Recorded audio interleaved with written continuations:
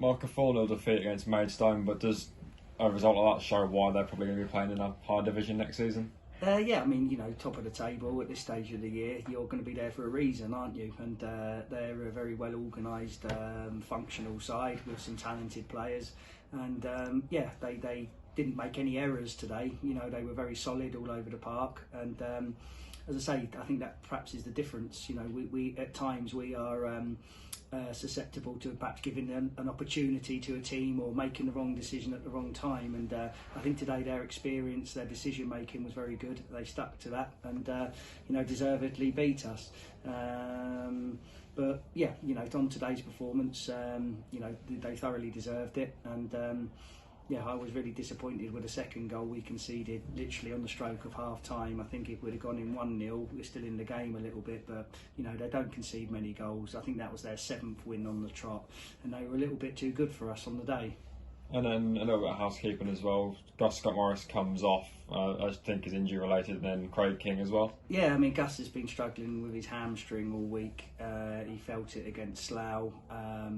He was able to get out there today, but yeah, he was feeling it all through the game, and there's no point sort of turning that into a really bad tear or something like that. So we had to make that change. Obviously, Josh Castiglione is a similar, with a hamstring problem, and Craig King has sort of twisted his ankle, similar injury to what he had back in sort of November time. So we have got a few issues there. Obviously, Dan Wishart and Cole are going to be suspended now as well for the final 3 games. So we've got some sort of obviously issues with player availability, but hopefully Josh Castiglione will be okay for next week, and it might be an opportunity for the likes of Kyler Jay, who we've hardly seen this year, who's been training the last 2-3 weeks. We've obviously got Hamilton as well, young Casper, so there might be an opportunity for 1 or 2 players in the remaining games. But one thing's for sure, we will insist that we continue to be as professional as possible, give everything, and we'll try to see if we can sort of finish the season strongly. Sort of missing out on the playoffs now it's going to be unlikely that we get in there. But if you now look at it when you actually came in, is the fact that we were even competing for playoffs more of a positive rather than anything? I think so, yeah. I mean, I'll say what I said to the players in the dressing room.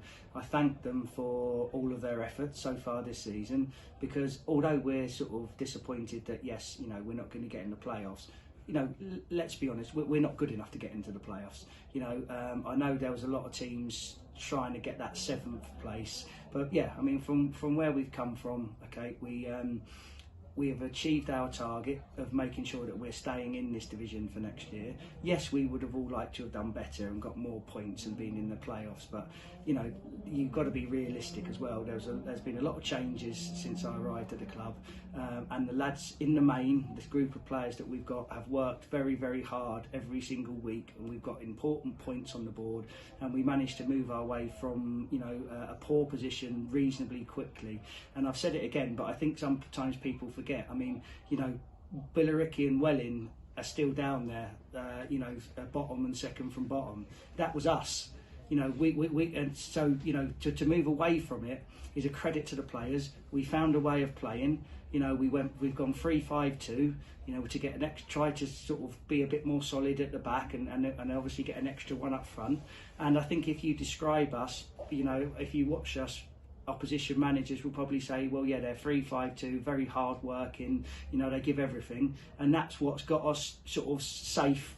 At the end of beginning of April or whatever it was. But to take it on now, we need to have an identity in the way we're playing.